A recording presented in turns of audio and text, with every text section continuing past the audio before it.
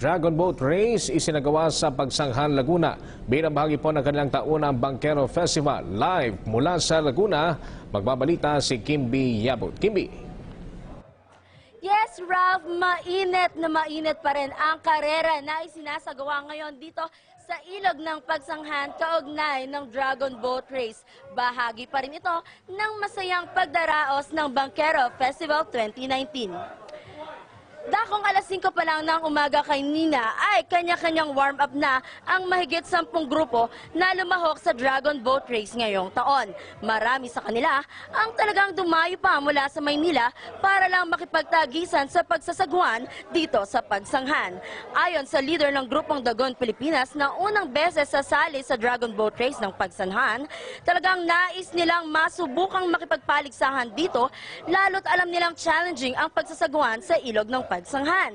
Samantala, nandito ang mga tauhan ng Bureau of Fire Protection na tumutulong sa pagpapaligo o pagbasa sa mga paddlers bago sila sumalang at pagkatapos nilang makipagkarerahan. Full force din naman ang Municipal Disaster Risk Reduction Management Office na nagpakalat ng kanilang tauhan sa buong area, kung saan ilan sa kanila ang nasa field habang ang iba ay nakaantabay sa ilog sakay ng kanilang motor rescue boats. Nakahanda rin ang kanilang mga throwing bags at life vests sakaling magkaroon ng mga hindi inaasahang aksidente habang isinasagawa ang mga palaro. Bagamat walang naitalang untoward incident sa mga nagdaang Bangkero Festival, nananatiling naka-alerto ang Pagsanghan Municipal Police. May mga ambulansya ring naka-standby at handang rumisponde anumang oras.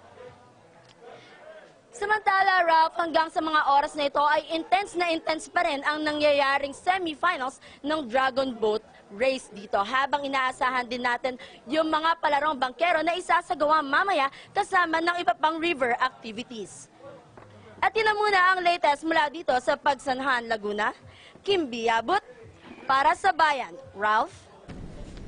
Okay, maraming salamat sa iyo, Kimby Yabut, live po sa Laguna.